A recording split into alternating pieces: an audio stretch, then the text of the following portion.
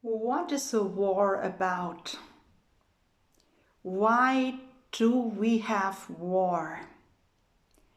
And why can a war not end? Very important questions to answer.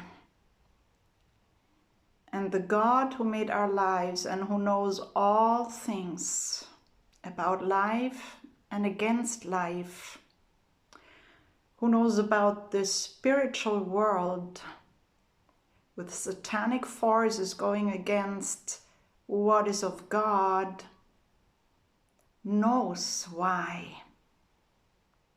So the best question, or taking these three questions to God, would be the best thing to do, right? Because He is the God who has shown us His nature to be faithful and truth. His nature displays His character. By a character, we see who a person truly is and what values that person believes in. And that's exactly how it is with God.